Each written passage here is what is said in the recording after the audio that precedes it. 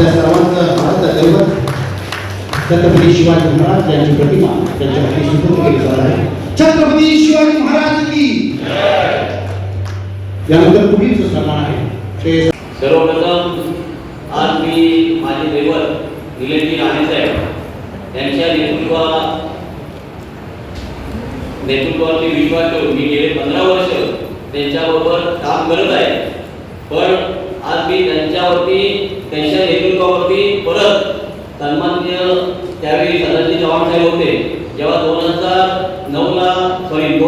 ला चव्हाण साहेबांनी ज्यावेळी तालुका प्रमुखची सूत्र हाती घेतली होती, त्यावेळी शिवसेनेचं माझ्यामध्ये शिवसेनेला सगळ्यात कमी मतं म्हणजे 5,000 मतं पडली होती.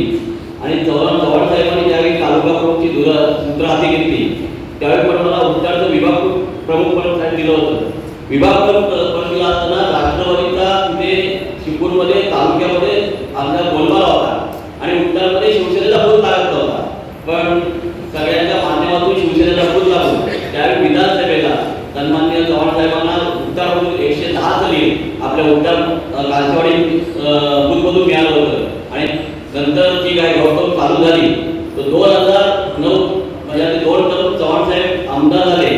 तर तो भगवा जो काय आपला आता नाहीये तो येणाऱ्या 2029 ला नक्कीच चिपळूण सर्वेक्षणमध्ये चिपळूणला झंडावर घेऊन चिपळूणमध्ये परत भगवा फडकवेल. मी 2009 पासून माझं दैवत म्हणजे वेळोवेळी माझं मार्गदर्शन करतात, माझ्या सुखदुःखात माझ्या म्हणजे प्रत्येक म्हणजे माझ्या मोठ्या भावासारखा माझ्या डोक्यावर राहत असतात ते माझे निलेशजी राणेसाहेब. 2010 पासून मी 2009 ते 2025 गेले 15 वर्ष मी साहेबांबरोबर प्रामाणिकपणे एकनिष्ठेने काम करतोय.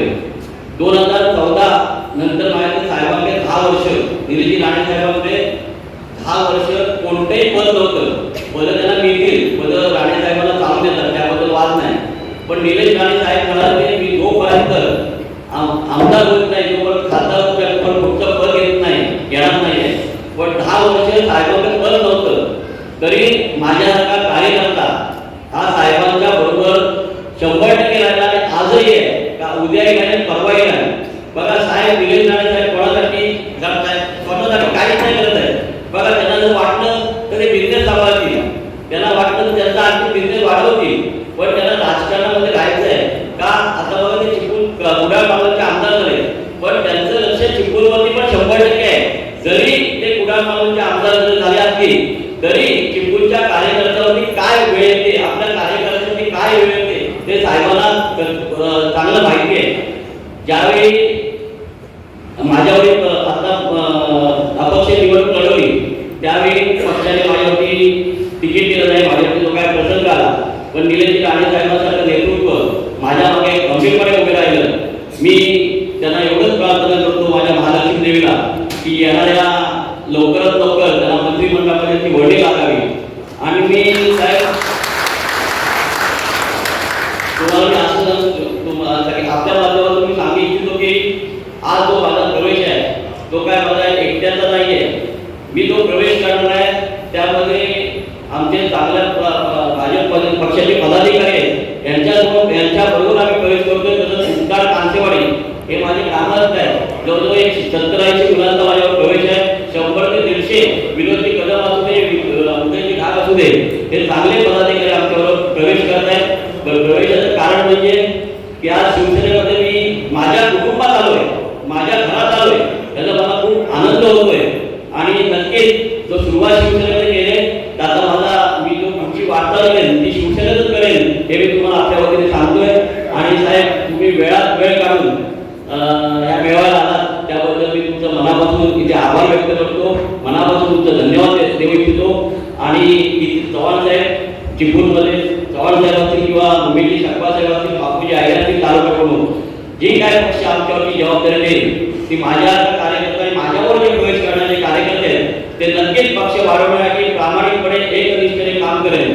आम्ही कुठच्याही पदाची अपेक्षा केलेली नाही. आमचं पद हे निलेश राणे समर्थक आणि कट्टर शिवसैनिक म्हणून हे पद आमच्यावर शेवटपर्यंत राहील. मी आपल्याला वाईट देतो.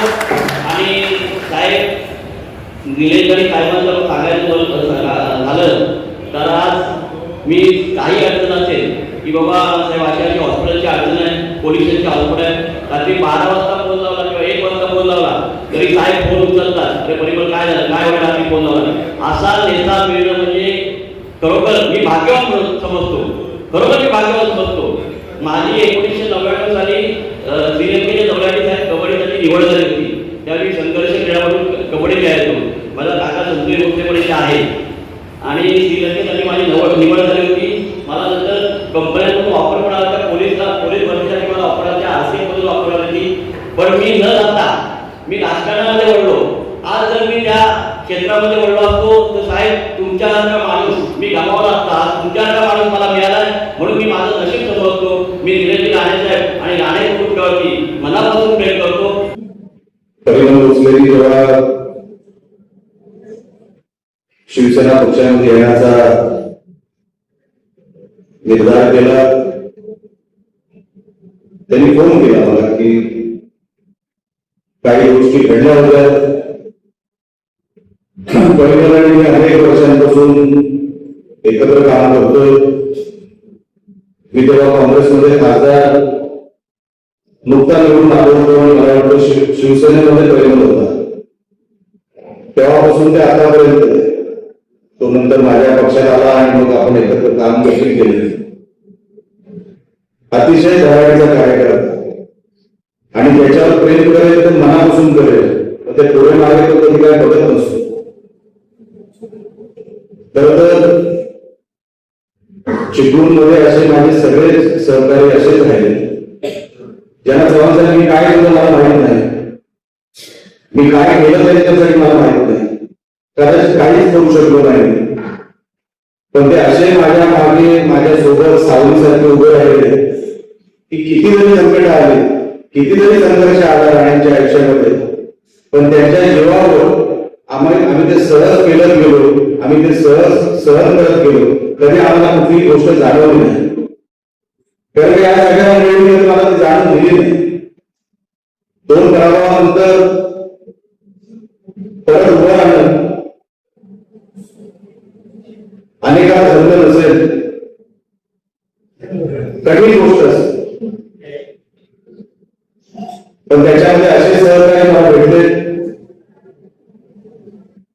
आणि खरोखरच मी देवाची कृपा समजतो की देवासारखे हे सगळे सहकारी मला भेटले. आणि म्हणून 10 वर्षाच्या प्रभावानंतर सुद्धा असे सगळे सहकारी मला मिळाले. त्यामुळे निलेश राणे आमदार होऊ शकला. ही खरोखरच आणि सहकार्यामुळे आहे अशी माझी समज आहे. सन्माननीय सदानंद चव्हाण साहेबांनी जी आज खात्री दिलेली आहे परिमल आणि त्यांच्या सगळ्या सहकार्याला, साहेब त्यांना आपण जपा. आपल्या बरोबरची सगळी लोक होती, ते लांबून जरी आमच्याकडे बघत होती तेव्हा, पण तुमच्या छत्रछायाखाली होती. आता परत तुमच्या छत्रछायाखाली तुम्हाला त्यांनी म्हणजे त्यांनी परत आपल्या शिवसेनेमध्ये प्रवेश केलेला आहे. तर आपण त्यांना सांभाळावं एवढी विनंती करण्यासाठी आज मी चिपळूणमध्ये आलेलो आहे.